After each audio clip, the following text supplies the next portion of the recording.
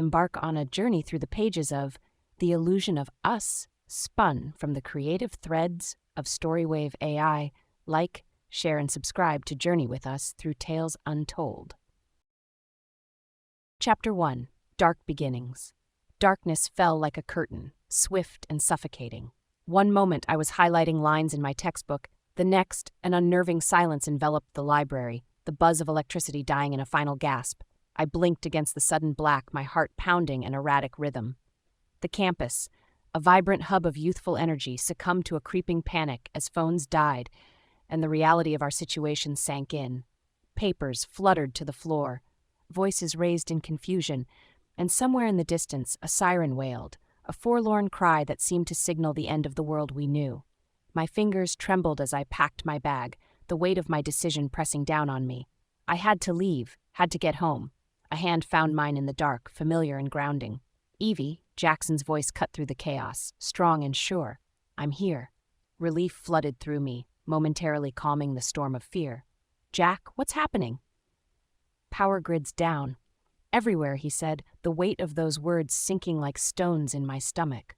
"We need to go, now." Liam stood beside him, a shadow against the shadows, his steel-blue gaze finding mine in the limited light. His presence, usually a comfort, now felt like a crack in the foundation of my life. I knew the journey ahead would test us in ways I couldn't fathom. The campus was a labyrinth of confusion as we navigated through the crowds. People shouted, their voices tinged with hysteria, but Jack's protective arm around my shoulders kept me insulated from the worst of it. Liam led the way, his broad shoulders cutting a path for us to follow. As we reached the edge of the campus, the world beyond seemed like a foreign land. The familiar streets were shrouded in an impenetrable black, the absence of light rendering everything alien. "We'll take my truck," Jack said, his voice a buoy in the dark. "It's not far." The walk was a silent one, each of us lost in our thoughts. I glanced at Liam, his profile set in grim determination. We had grown up together, the three of us, but now I saw him in a different light. There was a strength in his silence, a mystery in the way he moved with calm purpose. We reached the truck, its outline just visible under the starless sky. Climbing in felt like stepping into a lifeboat, the world around us an ocean of uncertainty. Jack drove with a focus that belied his gruff exterior. Liam sat beside him, occasionally offering a word or two, his voice a low rumble that was oddly soothing. I nestled in the back seat, watching the desolate streets pass by, the city a ghost of itself. "You okay, Evie?" Jack's eyes met mine in the rearview mirror, laced with concern. I nodded, not trusting my voice. How could I explain the turmoil inside me when the world outside mirrored it so closely? Liam turned, his gaze piercing the gloom. "We'll make it through this," he said, his voice not a promise but a prophecy. "Together." I wanted to believe him, wanted to lean into the safety his words offered. But as the road stretched on, taking us further from the life I knew, I felt the first stirrings of a love that was as dangerous as it was inevitable. It lingered in the air between us, unspoken yet undeniable. The truck's cab was a capsule hurtling through the night, and within it, we were adrift, the ties that bound us shifting and reforming. In the silence, filled only by the hum of tires on asphalt, I realized that leaving the campus behind was more than a physical journey. It was a departure from everything I once thought certain. As the first light of dawn crept across the horizon, it cast a pale glow on the world, revealing the stark reality we faced. But in that gentle light, I saw something else, a glimmer of hope, a chance for something new. And though the road ahead was fraught with danger, I knew that the biggest risk lay within the confines of my own heart, where a forbidden love began to bloom. Chapter 2. Frayed Edges of Sanity. The world had slipped into an abyss, the familiar, unraveling thread by thread. Our truck rumbled down the pitch-dark roads, my brother Jack at the wheel, his hands clenched in a white-knuckled grip. Beside him, Liam's silhouette was a steadfast presence, his eyes scanning the road with hawk-like precision. The darkness outside pressed against the windows like a tangible force, making the cab feel like the last bastion of civilization. Streetlights were dead, houses stood silent, and every missed turn or dead end seemed to tighten the noose of chaos around us. It was during a wrong turn down a shadow-clad alley that I saw the full extent of Liam's protective nature. A group of desperate figures emerged from the darkness, their intentions clear in their hurried approach. Jack cursed under his breath. The engine growled in protest as he reversed, but it was Liam's arm that shot out to shield me, his body instinctively turning to put himself between me and potential harm. "We're not a threat," Liam called out, his voice calm but carrying an undercurrent of steel. "We're just passing through." Their murmurs were a blend of disappointment and reluctance as they receded back into the shadows, leaving us to navigate away from the danger. Once we were a safe distance away, the tension in the truck deflated like a punctured tire. "Thanks," I whispered, my voice barely audible over the rumble of the engine and the frantic drumming of my heart. Liam glanced back at me, his steel blue eyes catching a stray beam of moonlight. "Always," he replied, and though it was just one word, it resonated with a promise.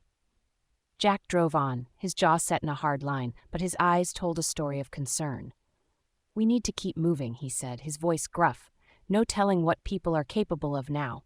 The city gave way to open roads, the darkness less constraining without the towering buildings. We passed through abandoned checkpoints and over bridges that felt like crossing into unknown territories.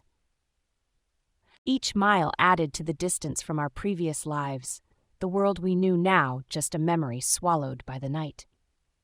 As dawn approached, a pale light began to seep into the sky, revealing the frayed edges of sanity we were skirting. The roads were littered with abandoned cars, their owners having given up on escape or any semblance of order. We stopped for a moment, the silence of the early morning enveloping us as we stepped out of the truck. The air was crisp, the kind that hinted at change, at turns not yet taken. Jack busied himself checking the truck's engine, his motions methodical, a ritual to keep the chaos at bay. Liam and I stood a little way off, watching the horizon blush with the first light of day. "It's beautiful, isn't it?" I said, my voice a hushed reverence for the serenity that belied the turmoil around us. "It is," he agreed, his gaze not on the sky but on me. "But not as beautiful as—" He cut himself off, his expression unreadable. I felt a flutter in my chest, a dangerous spark that threatened to ignite if given the chance. The world was falling apart, yet here I was, drawn to the one person who could unravel me completely. "We should get going," Liam said abruptly, turning back to the truck. His voice was a firm tether, pulling us back from a brink we both sensed but didn't dare acknowledge. Jack called us over, his hands now smeared with grease. "All set. Let's move out." I climbed into the back seat once more, the fabric of the seat rough against my palms. As we drove on, the silence returned, but it was a different kind now, a silence filled with unspoken words and glances that lingered too long.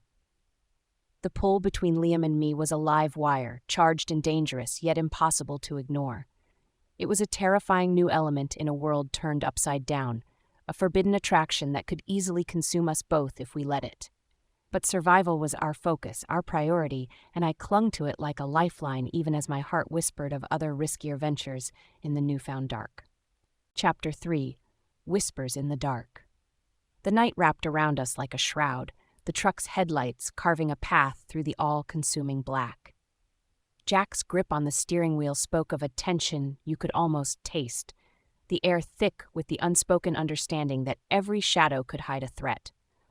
We hadn't seen another soul for hours, the desolation of the roads a grim reminder of the world's swift descent into chaos. That was until we saw the flicker of firelight, a pharos of human presence that was both reassuring and terrifying in equal measure.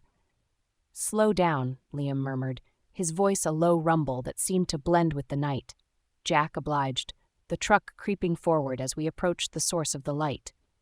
A group of survivors huddled around a makeshift bonfire, their faces gaunt and eyes hollow. They turned towards us, and in their gaze there was a mix of desperation and hope. Jack rolled down his window, his voice a careful blend of authority and diplomacy. "We're just passing through," he said. "We mean no harm." One of the survivors, a woman with hair like strands of silver in the firelight, stepped forward. "We need help," she said, her voice cracking with the strain of holding back tears. "Food, water, anything." Jack's face was a canvas of conflicted emotions. "We have little to spare, but we'll share what we can." Liam and I gathered some of our provisions, the act of giving to those less fortunate a small light in the pervasive darkness. As we handed over the meager supplies, our hands brushed, and I felt a jolt, a current that ran deeper than the chill of the night. "Thank you," the woman said, clutching the food to her chest as if it were a lifeline. "May God bless you." We left them behind, the glow of their fire a dwindling star in the rearview mirror. The silence in the truck was a heavy blanket, the weight of what we had seen and what we were yet to face, settling over us. It was later, when Jack insisted on stopping to rest, that Liam and I found ourselves alone. We stepped away from the truck, the darkness a cloak that allowed us to shed the roles we played for just a moment. "The stars are still up there," I whispered, my gaze lifting to the heavens, the celestial bodies untouched by the turmoil below. "Yeah," Liam breathed, his voice barely audible. "It's easy to forget there's still beauty left in the world." I turned to face him, his features barely discernible, yet etched in my mind with a clarity that defied the darkness. "Liam, My voice faltered, the words tangled with the emotions I dared not name. His hand found mine, the contact sending ripples through the stillness of the night. "I know, Evie. I feel it too, but we can't, not now. Survival has to come first." The truth of his words was a blade, sharp and cold, yet his touch was a contradiction, warm and gentle. In the whispers of the night, our bond was solidifying, becoming something real and undeniable, yet it was a truth we couldn't afford to explore. "We should get back," he said after a moment, his hand slipping away, leaving a void that ached with the absence of his touch. We returned to the truck, to Jack's watchful gaze that missed nothing. He said nothing, but the question in his eyes was as clear as if he'd spoken aloud. I climbed into the back, pulling the blanket around me like a shield, my mind replaying the tender moment that had unfolded in the whispers of the dark. Sleep was elusive, the day's events replaying in my mind, the faces of the survivors haunting the edges of my thoughts. The connection with Liam was a dangerous undercurrent, pulling me towards something forbidden, something that could unravel the delicate balance we were fighting to maintain. As the first light of dawn crept over the horizon, it was not rest that I found, but a steadfastness to push forward, to survive. And though my heart ached with a yearning that was as much a part of me as the breath in my lungs, I knew that the whispers in the dark would have to remain just that, whispers, echoing in the space where my heart dared to dream.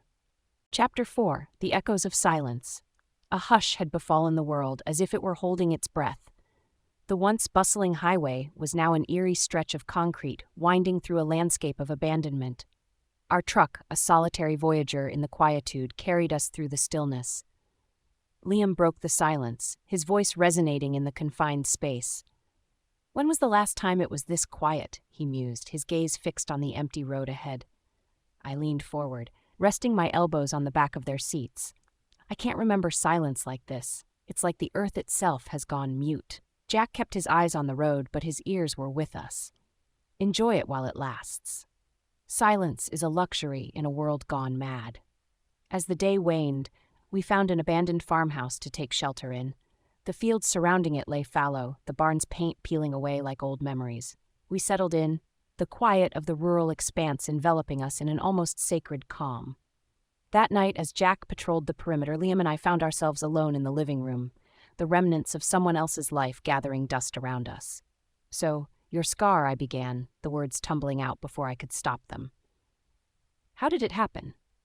Liam's hand instinctively went to his back, tracing the line of his past. "It's a story full of sound and fury," he said with a half-smile that didn't reach his eyes. "Tell me," I urged, the question an ember that had been glowing in the back of my mind, yearning for air. He sighed, the sound a prelude to confession. "It was a stupid accident. Back when I was a kid, I fancied myself a bit of a daredevil.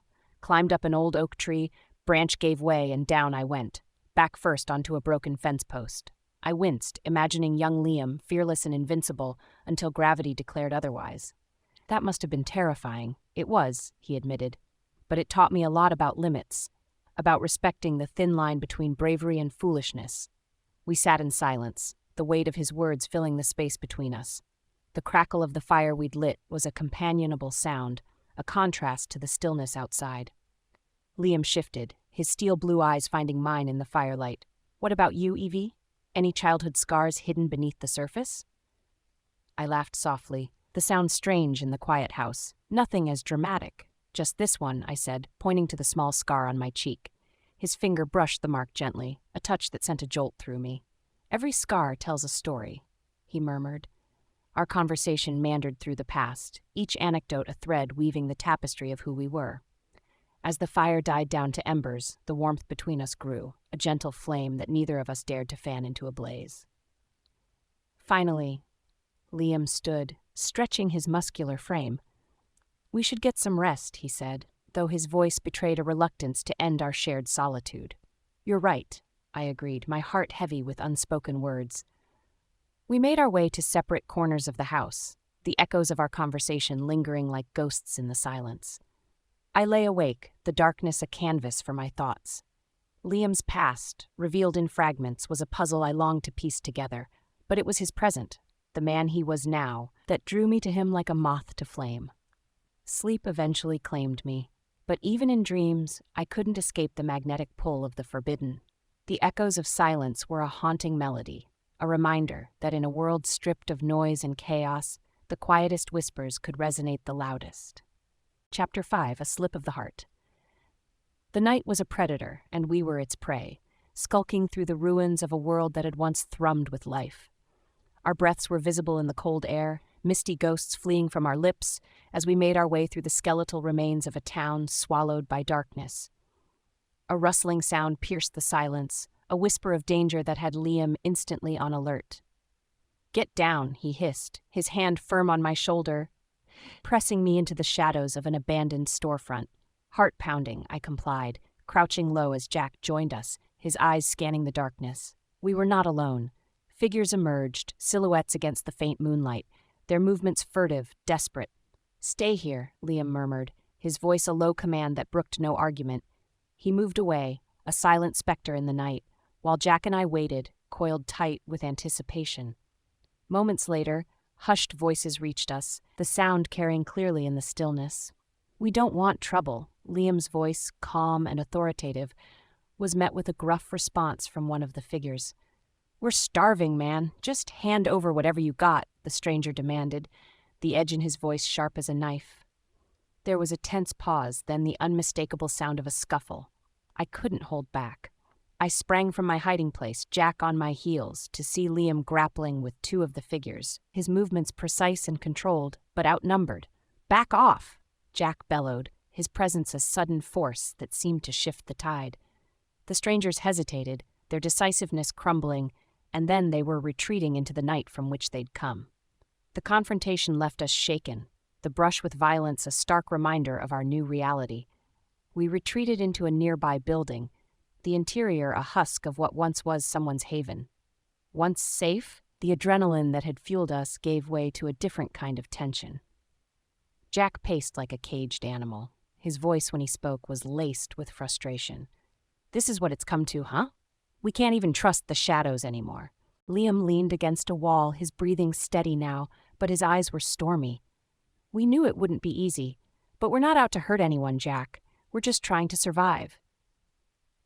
I watched them, the two men who were my pillars in this crumbling world, and my heart ached with the weight of unspoken truths. It was then that Jack's gaze fell on me, his eyes narrowing. "Evelyn, what's going on with you and Liam?" he asked, the question cutting through the tension like a blade. Liam straightened, his gaze flicking to mine, a silent conversation passing between us. "Nothing's going on," I lied, the words tasting of ash in my mouth. Jack snorted, disbelief etched on his features. "Don't treat me like a fool. I see the way you two look at each other. I'm not blind." The air was thick with accusation, and I felt trapped, caught between loyalty to my brother and the truth of my heart. "Jack, please," I pleaded, my voice a broken whisper. Liam stepped forward, his shoulders squared. "It's not what you think, Jack. Yes, there's something between us, but we haven't acted on it. We know what's at stake." Jack's face was a mask of hurt, betrayal, and concern. "You think this is the time to be playing with fire? You both have bigger things to worry about than some fleeting romance." "It's not fleeting," I said, the words escaping before I could catch them, a slip of the heart that changed everything. "But you're right. Survival is what matters." The room fell into a heavy silence, the echoes of our confrontation hanging in the air. Jack finally nodded, the lines of his face hardening with resolve. Then let's keep it that way. We can't afford distractions. Liam and I exchanged a look, a silent vow passing between us. We would bury what was growing in our hearts, for now keeping it hidden in the shadows where it had been born. But the heart is a treacherous thing, and even as we agreed to Jack's terms, I knew that what Liam and I shared was no mere echo of affection. It was as deep and vast as the night itself. Chapter 6, Shadows of the Forbidden. The morning sun crept over the horizon like a thief, stealing away the sanctuary of night and casting long shadows across our makeshift camp. We were nestled on the outskirts of a once bustling town, now silent as a crypt. The air was crisp, charged with a tension that seemed to herald the dawn of tribulation. Jack's voice cut through the tranquility, a knife slashing at the fabric of the morning calm. "We need to talk," he said, his tone brooking no argument. He stood with his back to the rising sun, his form outlined by the golden light, casting him in the role of a dedicated sentinel. Liam and I exchanged a glance, a silent communication that spoke volumes in the space of a heartbeat. We joined Jack, forming a tight circle on the cracked pavement of a road that led nowhere. "Distractions," Jack began, his hazel eyes locking onto mine. "They're a luxury we can't afford. The world's gone to hell, and we need to stay sharp." I nodded, the words sticking in my throat like dry bread. "You're right," I managed to say, my voice a whisper of acquiescence. Jack's gaze shifted to Liam, weighing him, measuring the depth of his resolve. "You know what I'm talking about, don't you, Liam?" Liam's jaw was set, his steel blue eyes unflinching. "I do." "And I agree. We've got bigger problems than whatever might be brewing between us." The words were a cold shower, dousing the flame that had flickered to life in the dark corners of my heart. But beneath the veneer of agreement, I saw the flicker of something else in Liam's gaze, a defiance that refused to be quelled. "We keep our heads down, our eyes open, and our hearts locked away," Jack continued, his voice a commanding echo that seemed to bounce off the empty buildings around us. "It's not that simple," I found myself saying, the words tumbling out before I could rein them in. "Our hearts aren't machines. We can't just switch them off." Jack's brow furrowed, a storm brewing in his expression. "Evie, this isn't about what we want. It's about survival. Feelings make you vulnerable, and vulnerability can kill you out here." I felt the sting of his words, the truth in them as sharp as barbed wire. Yet, within me, rebellion stirred, a serpent coiling in the pit of my stomach. I loved my brother, but his words were a cage, and my spirit balked at the confinement. Liam remained silent, his presence a steady current in the turmoil of our standoff.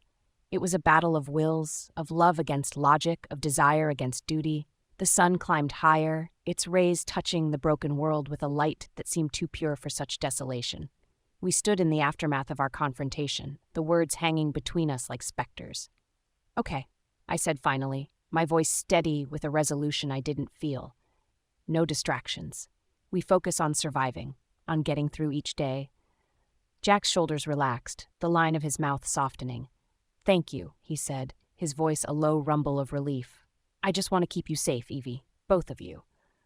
With that, he turned away, leaving Liam and me in the shadow of the forbidden, the weight of our unspoken longing, a tangible presence. We did not touch, did not speak, but in that moment, our silence was a language unto itself. The day passed in a blur of scavenging and fortifying our position. We moved like phantoms through the town, the echo of our footsteps a reminder that life once thrived here. As night descended, bringing with it the cloak of obscurity, I lay awake, the stars overhead a tapestry of light in the void. The barriers were up, the warnings given, but love, I realized, was a force unto itself, a shadow that danced on the edge of the forbidden, tempting, calling, even as the world held its breath. Chapter 7, The Crossroad of Secrets. The world was a tapestry of grays and blues as dawn broke, painting the sky with the soft light of early morning. Our camp, nestled within the skeletal remains of an old warehouse, stood at the crossroads of yesterday and an uncertain tomorrow. The air was thick with the scent of damp earth and the metallic tang of dew-covered metal. Liam's voice, always a low, comforting rumble, carried across the open space as he approached. "We need to talk," he said, his sandy blonde hair catching the first rays of light, giving him an almost ethereal glow. I nodded, feeling the weight of the moment settle around us like a cloak. "I know," I replied. "It's time we decide what we're going to do about us." We found solace among the ruins, a forgotten corner where whispered secrets were absorbed by the crumbling walls. "Jackson's going to find out eventually," Liam said, his blue eyes scanning my face for a reaction. "We can't keep hiding this."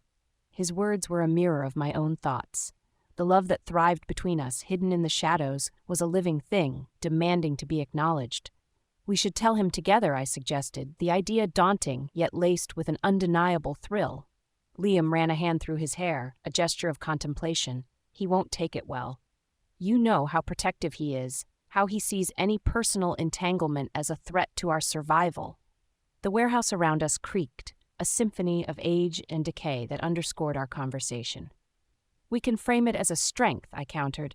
"Tell him that our bond makes us stronger, more determined to survive, not less." Liam's lips quirked in a wry smile, but his apprehension was clear. "You make it sound so simple, Evie. But emotions, especially love, they're wild creatures. Once you let them out, there's no telling what they'll do." The single-mindedness in me swelled, pushing back against the fear. "We have to take that risk. I can't keep pretending that what I feel for you is just a flicker of warmth in the night. It's a blaze, Liam, and it's consuming me." He stepped closer, his presence a magnetic force. "Me too," he whispered, his voice a caress that seemed to reach inside my chest and wrap around my heart. But how do we even begin to tell him? A plan began to take shape in my mind, delicate and fraught with peril, like a spider's web glistening with morning dew. "We'll wait until we reach the next safe point. I'll talk to him first, alone, lay the groundwork. Then you'll join us, and we'll tell him together." Liam's gaze held mine, a silent conversation of fears and hopes passing between us. "All right," he said, the word a pact sealed in the quiet of the warehouse. "We'll do it your way."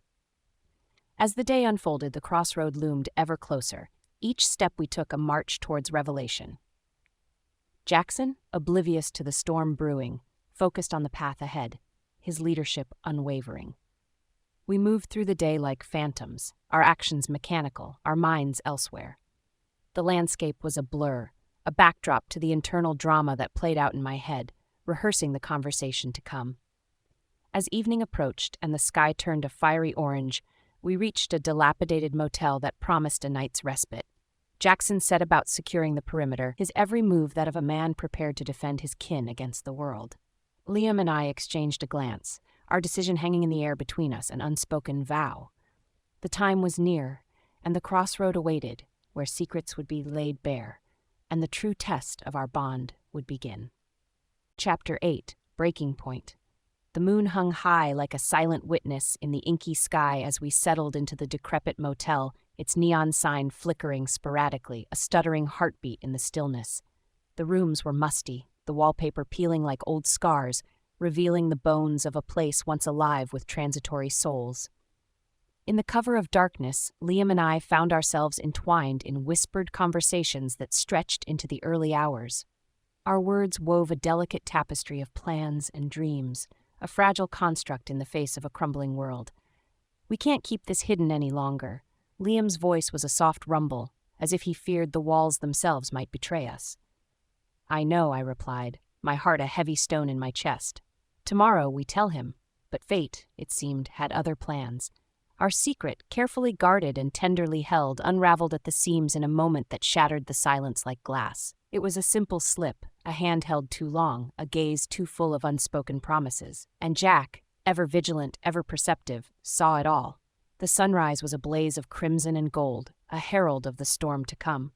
Jack's voice sliced through the dawn, sharp and accusing. "How long?" he demanded, his figure rigid against the lightening horizon. My breath caught, words failing me, and it was Liam who answered, his tone steady despite the gravity of the moment. "Since the blackout," he said. "It wasn't planned, Jack. It just happened." Jack's laugh was bitter, a sound that echoed with a sense of betrayal. "Just happened? You think I'm going to buy that?" I stepped forward, the need to defend our love, our truth, surging within me. "Jack, please understand. We didn't mean for it to." "Mean for it to what? Evie? Put us all at risk?" His hazel eyes blazed with a fury I had never seen before. "You've been lying to me, to both of us. Sneaking around while we're fighting for our lives out here." The world seemed to hold its breath, the air charged with tension and heartache. "It's not like that," I protested, my voice a mix of desperation and resolve. "What Liam and I have, it doesn't weaken us. It makes us stronger, more determined to survive this hell." Jack's posture was unyielding, his hands clenched at his sides. Love is a distraction, a weakness, and now that weakness is out in the open. What's to stop it from tearing us apart? Liam moved to stand beside me, a united front against the tempest of Jack's wrath. "We can't help how we feel, Jack, but we can control how we let it affect us. We're still a team. Your team." The standoff stretched on, the motel's broken facade, a silent testament to the fragility of all things. Jack's gaze shifted between us, the battle within him as visible as the scars on our skin. Finally, he spoke, his voice strained, the anger giving way to a weary resignation. "I need some time," he said, turning away to face the shattered world beyond our makeshift sanctuary. Liam and I watched him go, the bond between siblings stretched taut, the future uncertain. Our secret was out, the truth exposed to the unforgiving light of day, and with it came the realization that some things once broken might never be whole again. The illusion of us, of an unbreakable unity, was cracking under the weight of reality. And as the day unfolded, each step we took was heavy with the gravity of what had been lost and what might yet be salvaged in the breaking point of our story. Chapter 9. The Price of a Whisper. A sliver of moon hung in the velvet sky, casting a silver glow over the derelict gas station where we had taken refuge. It was a place of forgotten journeys, its pumps like skeletal remains, the convenience store windows shattered, leaving jagged teeth that once smiled at travelers. The air held a chill, whispering tales of the world before darkness fell. I slipped away from the makeshift beds where Jack lay in restless slumber, the rise and fall of his chest a silent testament to the exhaustion we all felt. My feet found the familiar path to the back room where Liam waited, his silhouette a lighthouse in the uncertain gloom. The door creaked a soft greeting as I entered, the sound a reminder of the precariousness of our tryst. Liam's blue eyes met mine, and in them I found the same hunger for normalcy that gnawed at my soul. "We can't keep doing this," I murmured, the words heavy with resignation. Liam's hand reached out, finding mine in the dark, his grip firm and warm. "We have to," he countered, his voice a low thrum that vibrated through the stillness. "It's these moments that remind us we're still alive, still human."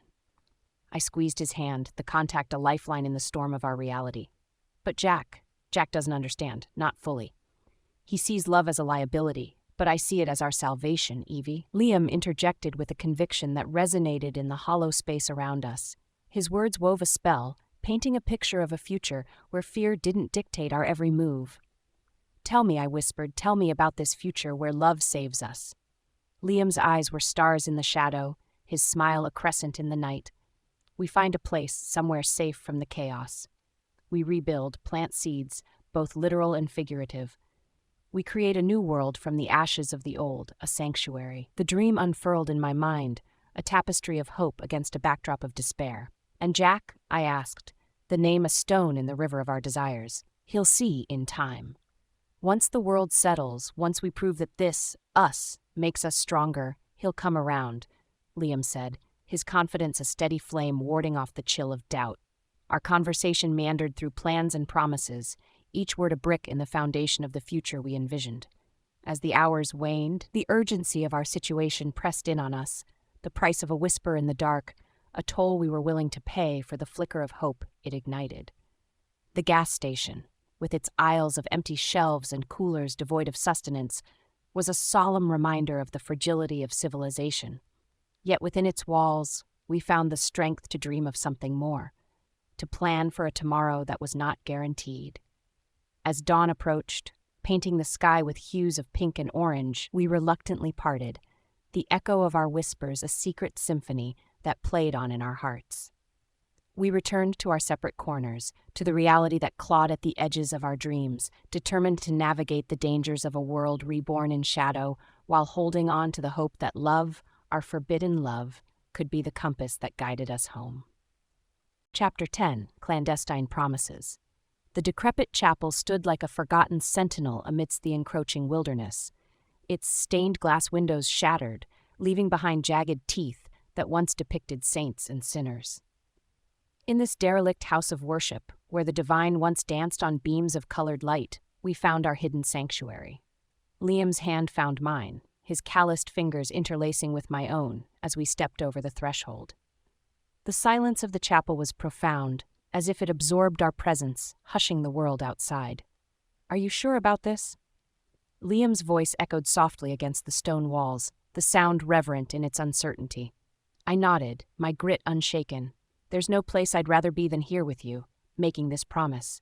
He smiled, and even in the dim light, it was as though the sun had pierced the gloom. We approached the altar, the wood worn smooth by countless hands that had sought solace here.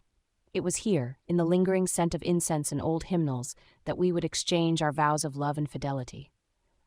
"Evelyn," Liam began, his voice steady and clear, "in this world stripped bare of pretense and ceremony, I vow to stand by you, to protect you, to cherish the moments we steal from the darkness, and to forge a path to a future of our making." The air around us seemed to still, as if the very chapel held its breath. "Liam," I responded, the words etched in my heart now given voice, "I vow to be your sanctuary, as you are mine, to be the light when shadows press close, to give you solace, and to build with you a life that defies the chaos that seeks to divide us." Our words were simple, but the weight of them was immeasurable, binding us more surely than any ring ever could. In the silence that followed, the promise hung between us, a sacred thing in a profaned world. The fear of discovery lingered at the edge of our consciousness, a specter that could not be completely banished. We knew the risks of Jack's disapproval, of the feral desperation that had claimed so many. But in this moment, within these hallowed ruins, such fears seemed distant. "We should head back before we're missed," Liam whispered after a time, the reluctance in his voice mirroring my own. I squeezed his hand, a silent acknowledgement of the inevitable. "Yes, let's go." As we left the chapel, the setting sun cast long shadows across the clearing, a reminder of the world beyond our sanctuary. The air was cool, carrying the scent of pine and the earthy musk of the forest, a proof to nature's reclamation.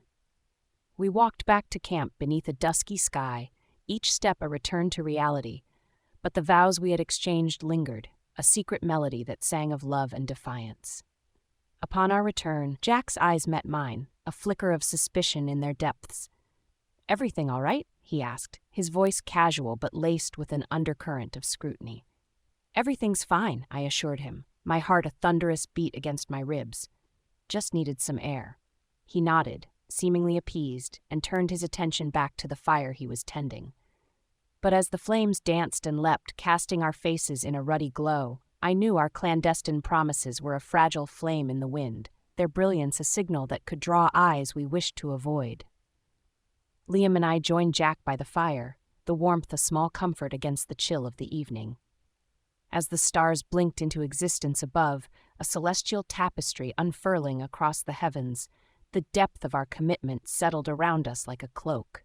In our stolen sanctuary, we had whispered vows that bound our souls.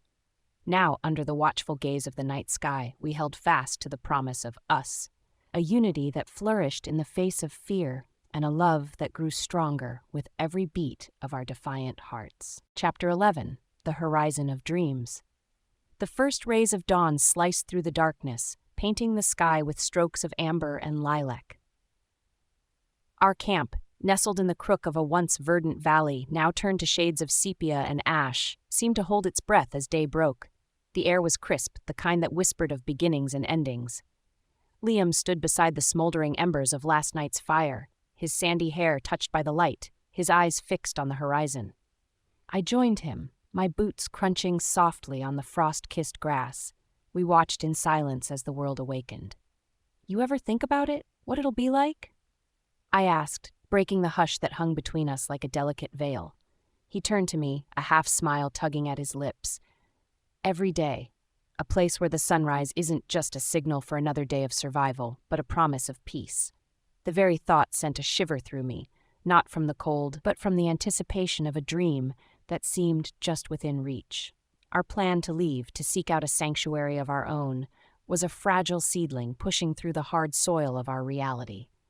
"We're going to need supplies." "More than we have," I said, pragmatism threading my words as I considered the logistics of our journey.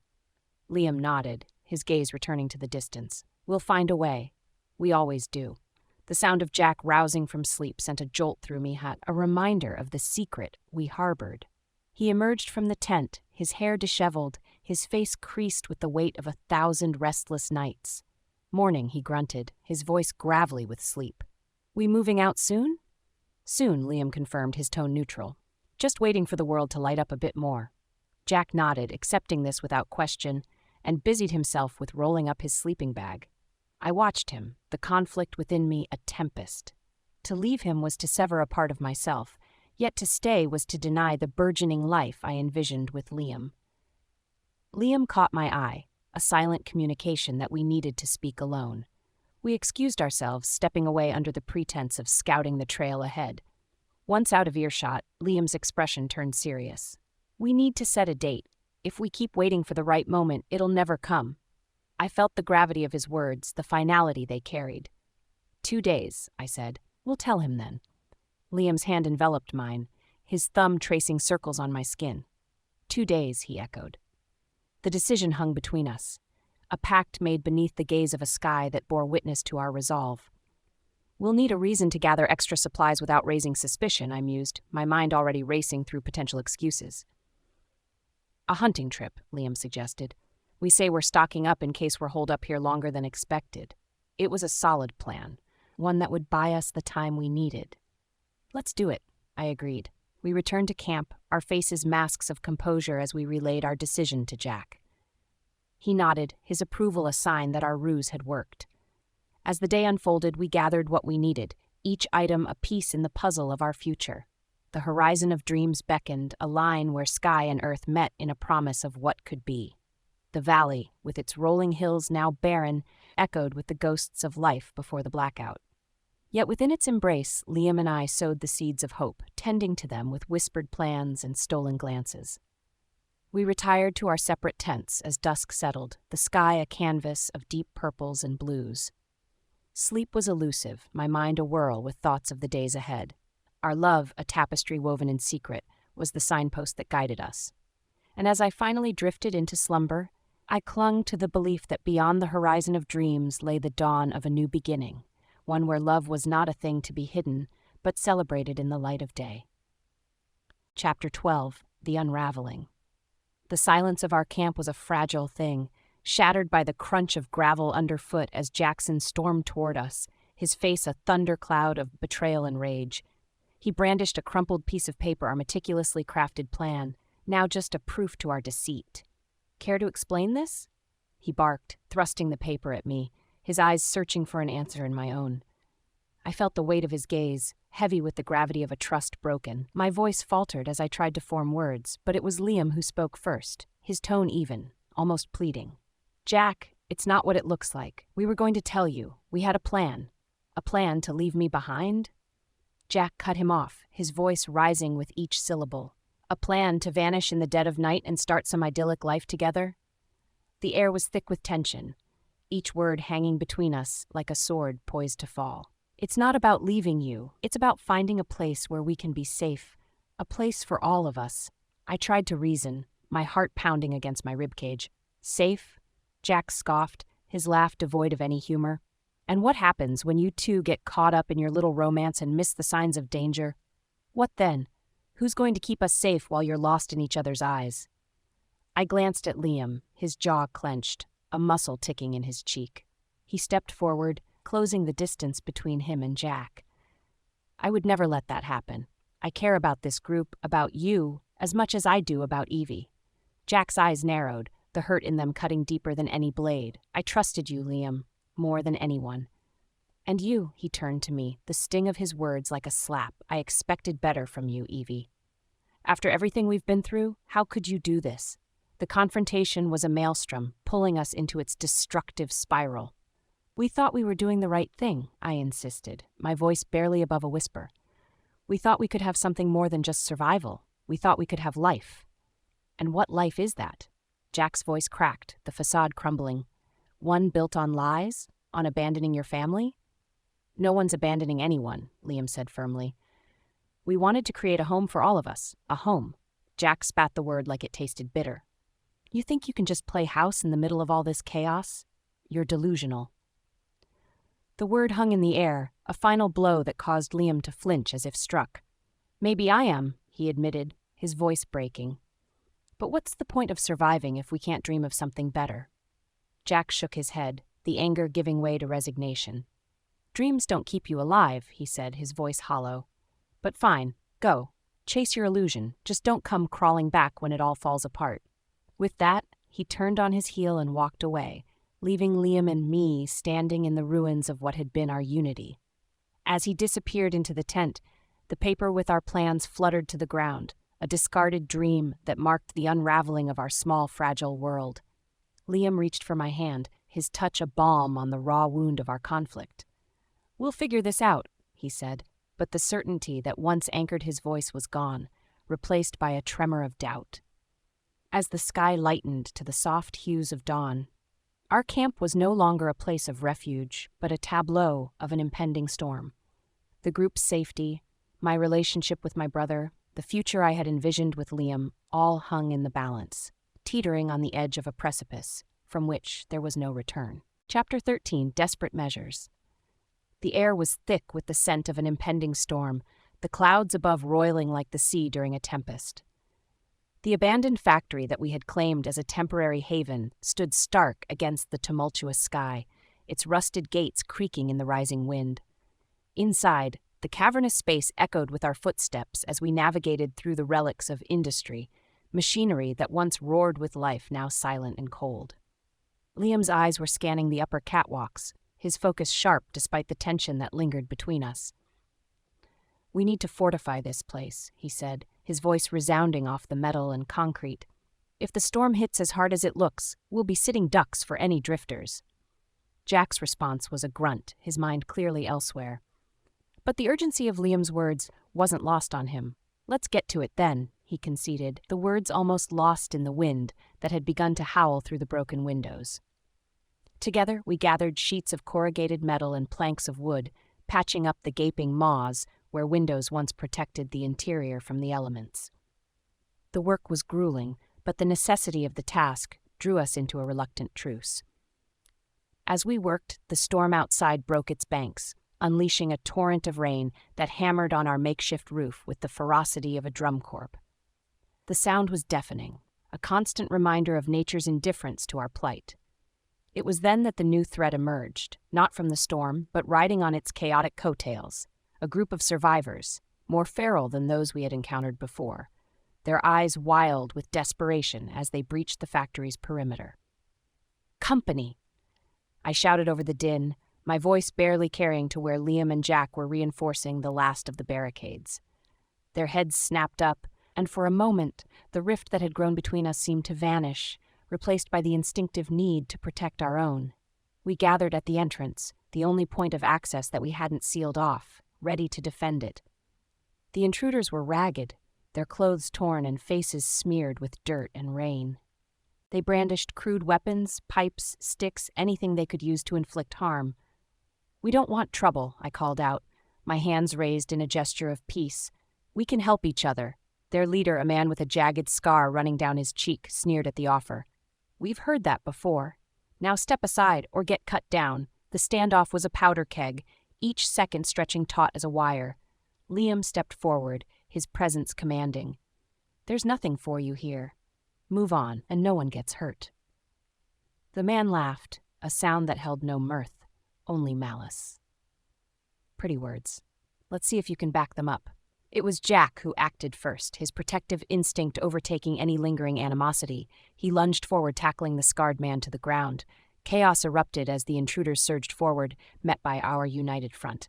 The clash was brutal, the sound of metal on metal ringing out like an anvil chorus.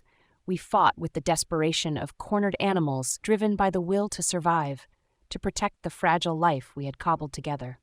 In the end, the intruders retreated, their numbers thinned, their will broken by our unexpected resistance. We watched them disappear into the storm, the rain washing away the traces of the conflict. Panting, bruised, and soaked to the bone, we turned to each other. Liam's eyes met mine, a silent thank you in their depths. Jack's gaze was harder to read, a tumult of emotions swirling within. "We did it," I said, the words sounding hollow in the aftermath of adrenaline. "Yeah," Jack replied, his voice gruff. "We did." The storm continued to rage outside, but inside the factory, a semblance of peace had been restored. The confrontation with the outsiders had reignited the bond between us, a reminder that despite everything, we were stronger together.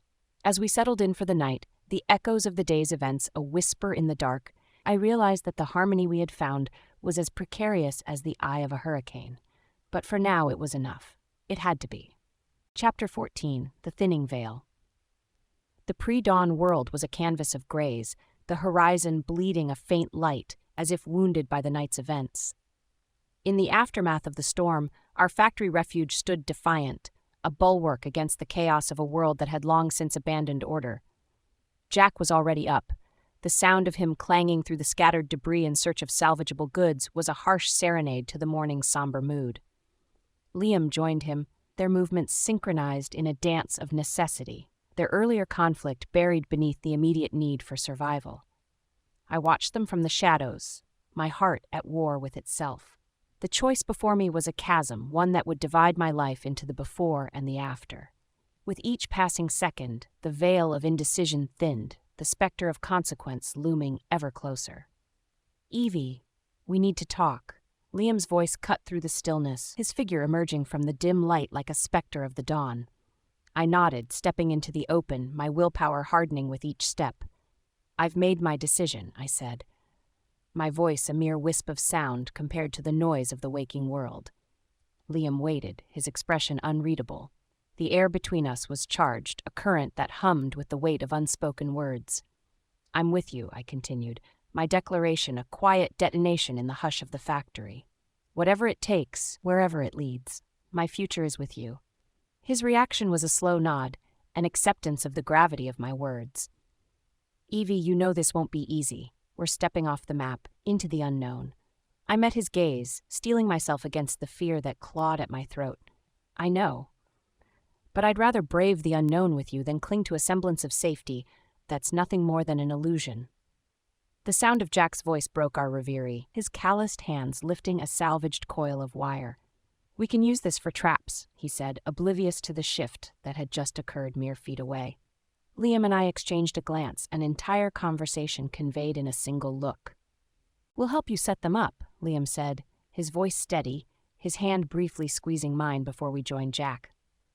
The work was a meticulous process, each trap a tribute to our will to endure. As we labored, the sun crept higher, bathing the factory in a pale light that seemed to wash away the remnants of the night's tempest. Hours passed, the rhythm of our task, a counterpoint to the racing of my heart. We were a trio once more, bound by a common goal. Yet beneath the surface, the waters of our alliance were deeper, murkier. When the last trap was set, Jack stood back, wiping the sweat from his brow. "Good work," he grunted, a sliver of pride breaking through his usual stoicism. Liam nodded, his eyes finding mine. "We make a good team," he said, the double meaning clear to us both.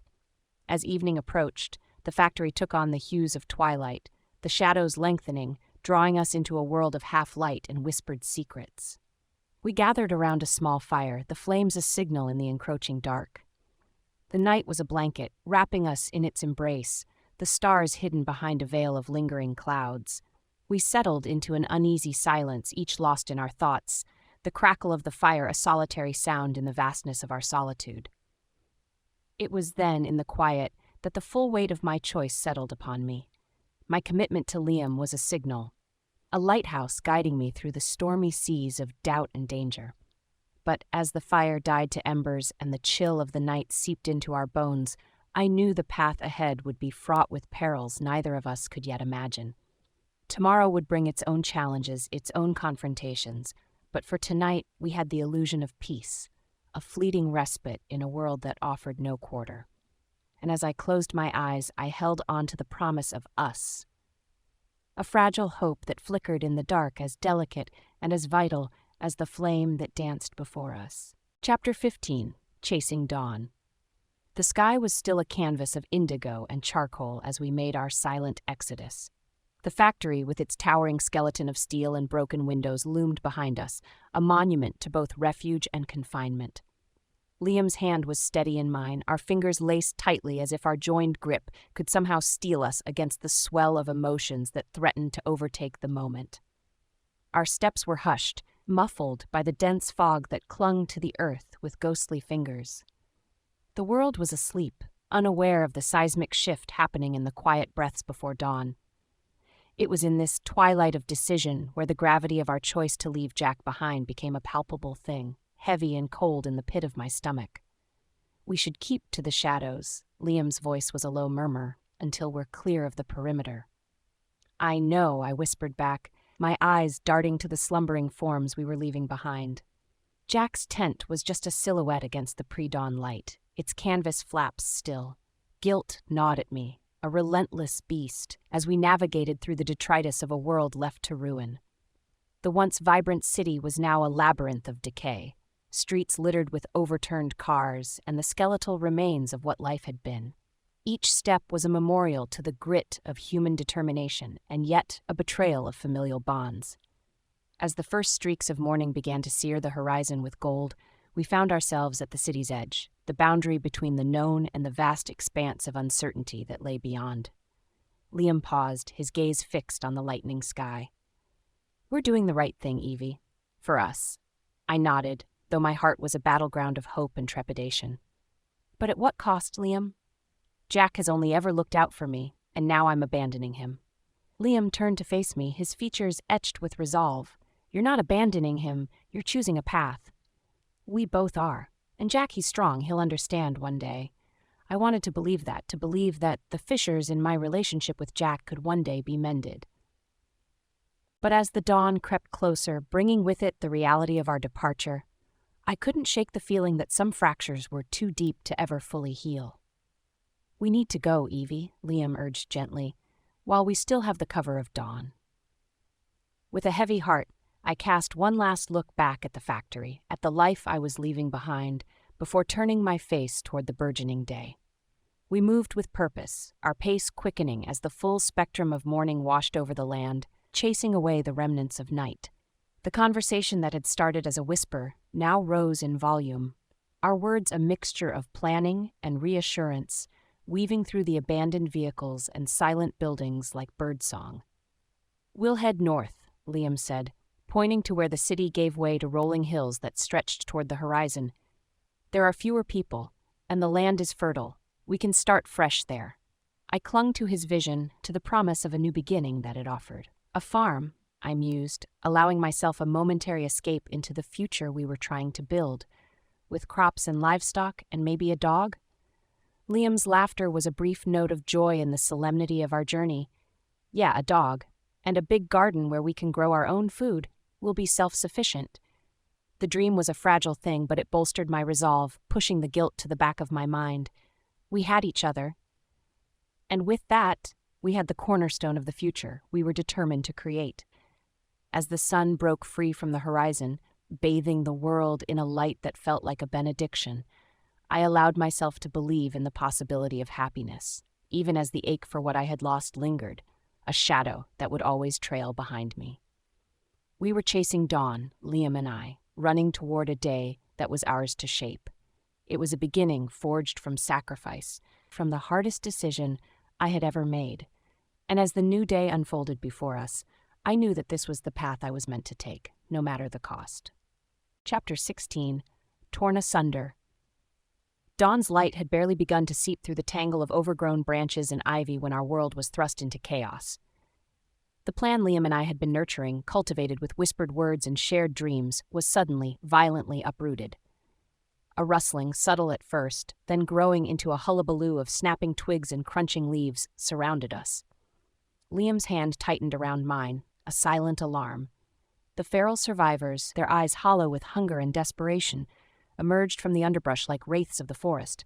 "Run!" Liam's command was a sharp crack in the quiet morning. We broke into a sprint, the sanctuary we sought now a mirage as the real and present danger clawed at our heels. We were not fast enough. They descended upon us with the ferocity of the starved. Liam swung a makeshift club, a branch he'd picked up along the way, with precise if desperate strikes. The sound of wood meeting bone was an awful percussion that underscored our predicament. One of the assailants, a gaunt figure with wild hair matted with leaves and dirt, lunged, a sharpened piece of rebar aimed at Liam's heart. He deflected the blow, but not without cost. The metal tore through his side, a cruel kiss that spilled his blood onto the forest floor. Liam, the name tore from my throat, a ragged cry that mingled with the sounds of the skirmish. He stumbled, his face a mask of pain etched with lines of determination. "Keep going, Evie. You have to. No!" I was at his side in an instant, my own safety forgotten. The attackers hesitated, perhaps sensing the shift in our focus, their advantage slipping. I hoisted Liam's arm over my shoulder, supporting as much of his weight as I could. Each step was agony for him, I could tell, but he gritted his teeth and pushed forward, an affirmation to the human will when faced with the precipice of the end. "We need to find cover," I gasped, scanning the chaotic patchwork of the woods for any hint of sanctuary. "There." Liam pointed with his free hand to a thicket that looked dense enough to hide us. With a Herculean effort, we staggered into the brush, the world narrowing to the sharp brambles that clawed at our clothes and skin.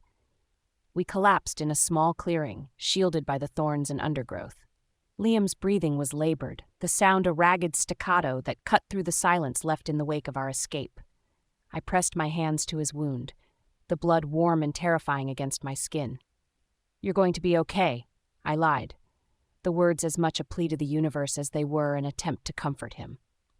"Don't, Evie," Liam rasped, his gaze locking onto mine. "Don't make promises we both know are too fragile to keep." Tears blurred my vision, a salty sting that I fought to keep at bay. What do I do? The question was a whisper, a frail thing amidst the towering trees and the untamed wild. Liam's hand covered mine, his grip weak but insistent. "You survive, Evie. You find that place we dreamed about, and you live the life we planned." I shook my head, a vehement denial. "Not without you, Liam."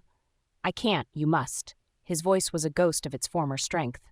"Promise me, Evie." The word promise hung between us, heavy with the weight of unfulfilled futures and shattered dreams. I nodded, the motion jerky and disjointed. The forest around us was a witness to our plight, the trees standing sentinel to a scene played out countless times in nature, the struggle between life, death, and the inescapable pull of fate. We remained hidden, the sounds of our pursuers fading as they continued their hunt, unaware of the prey they'd left behind. And as the sun climbed higher, the shadows growing shorter around us, I held Liam, his life force ebbing away, and made the most devastating choice of all, to honor his last wish, to live, to carry forward the echo of our love in a world torn asunder. Chapter 17, The Bond of Blood and Love. The rustle of approaching footsteps had me tensing, ready to shield Liam with my own body if need be. But as the figure emerged from the tree line, I recognized the gait, the set of the shoulders, Jackson. His eyes widened at the sight before him, the color draining from his face as he took in the extent of Liam's injuries. Dropping to his knees, he cast aside the grudge that had built a wall between us. "Evelyn, what happened?" His voice was a mix of concern and barely contained panic. It was the feral group from the city. They ambushed us. My voice broke on the last word, the reality of the situation setting in like a winter frost. Jackson's hands, rough and calloused from years of hard work, moved with surprising gentleness as he assessed the wound. "We need to get him back. I can fix this." I met his gaze, the question clear in my eyes. Despite everything, he was here, ready to mend the wounds in both Liam's flesh and our fractured family. "I couldn't just let you walk out of my life, Evie. And Liam, he's my brother, not by blood, but by choice." Jackson's admission was a balm to my soul. His voice was steady, but his hands shook as he tore strips from his shirt to fashion a makeshift bandage. "Help me get him up. We have to move fast." Together, we lifted Liam, his groans of pain a sharp reminder of the urgency. As we made our slow, arduous trek back towards the safety of the factory, Jackson broke the silence that hung heavy around us. "I've been a fool, Evie. I let my fear of losing you cloud my judgment. Liam's a good man. He loves you. And I want you to be happy." The words were a gift, a bridge over the chasm that had split our trio apart. "Thank you, Jack. I never wanted to hurt you. I hope you know that." He nodded, the motion sharp, a soldier snapping to attention. "I do, and I'm sorry for how I reacted. But we have to focus on getting Liam through this." Our pace was slow. measured by the throb of Liam's heartbeat against my side. The factory, with its looming presence, was a sentinel in the distance, promising the comfort of shelter and the tools Jackson needed to save Liam's life. The bond of blood and love was not so easily broken, it seemed. As we crossed the threshold, stepping into the cool dimness, I realized that whatever came next, we would face it together, united by the very thing I had thought would tear us apart. Chapter 18. Dawn of a New World. The first light of morning spilled over the horizon, bathing the scarred landscape in a glow that hinted at beginnings. Liam and I stood side by side on the precipice of change, the cool breeze of dawn carrying with it the scent of wet earth and the promise of growth. Jackson leaned against the frame of the factory door, his silhouette a solid presence against the backdrop of a world reborn. With the worst behind us, we faced the day, not as individuals, but as a trio bound by more than just circumstance. "You really think we can do this?" Liam's voice was steady, but I caught the undercurrent of hope that laced his words. I turned to him, my gaze sweeping over the rugged features that I had come to know as well as my own. "We've come this far, haven't we? We can do anything." The will in my voice seemed to bolster him, his stance straightening as he looked out at the expanse before us. The land was untamed, a canvas awaiting the brushstroke of human tenacity. Jackson pushed off from the door and joined us, his boots crunching on the gravel. "You'll need to be smart about it. Plan your crops. Conserve water. It's a whole different game now, farming in this new world." His words were practical, a reminder of the challenges that lay ahead, but they were not delivered with the gruffness of the past. Instead, there was a note of camaraderie, a recognition of our shared goal. "We'll learn," I said, meeting Jackson's gaze. "We'll adapt. It's what humanity's always done best." A smile ghosted across Jackson's face, there and gone like the flicker of a candle flame. "You've got that right, little sister." We spoke then of the future, of seeds and soil, of building and becoming. Our conversation was a tapestry woven from the threads of our experiences, rich with the colors of our varied pasts. Liam's hand found mine, his fingers intertwining with my own. "We'll start with the basics. Tomatoes, beans, maybe some chickens for eggs. We'll build from there." Jackson nodded, his eyes scanning the horizon. "There's an old irrigation ditch about half a mile west. It's overgrown, but with some work, it could be functional again." The idea of restoring something, of breathing life back into the land, was invigorating. "We'll do it together," I said, the weight of the task ahead not a burden, but a challenge to be met with determination. As we talked, the sun climbed higher, its rays chasing away the last vestiges of shadow from the corners of our makeshift home. The factory, once a symbol of our desperation, now stood as a monument to our fortitude. "We should get started," Jackson said, the hint of a grin tugging at the corner of his mouth. No point in wasting the daylight. Liam squeezed my hand before releasing it. "Let's begin." The three of us moved into action, each of us playing our part in the dance of creation. We cleared, we planted, we built.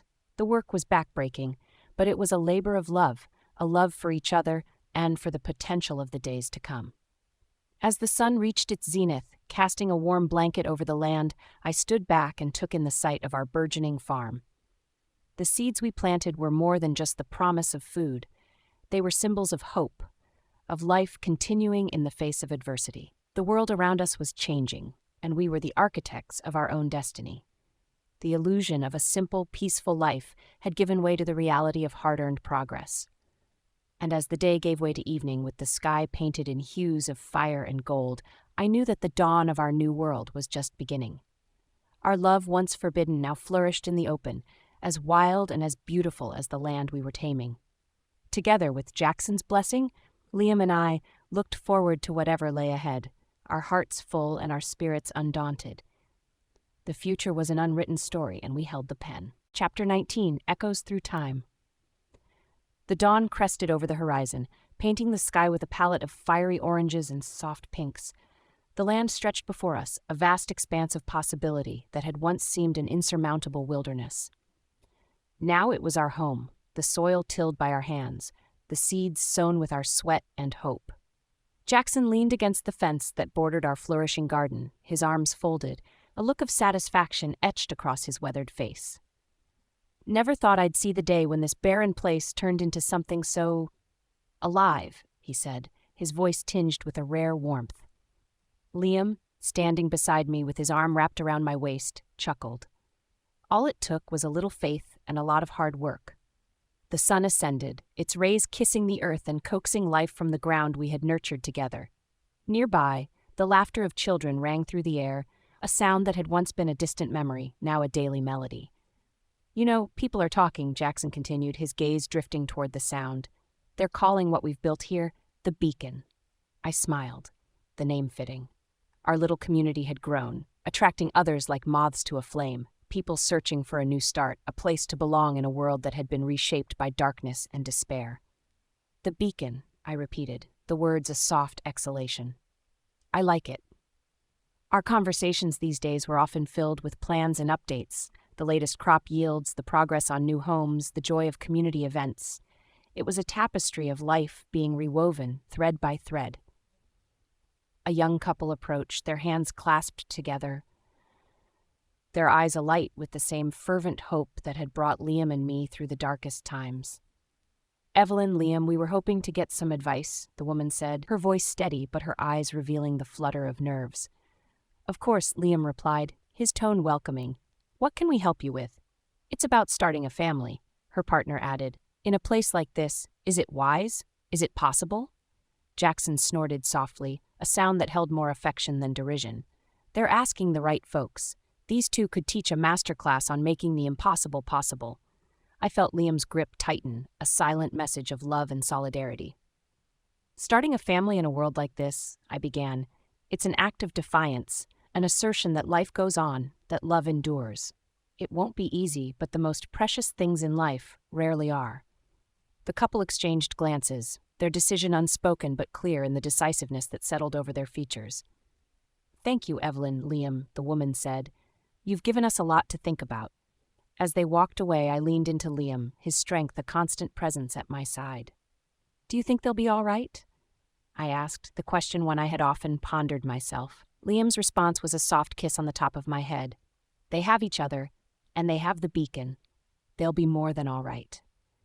The day unfolded with the rhythm of community life, the clatter of tools, the murmur of voices, the symphony of a world rebuilding.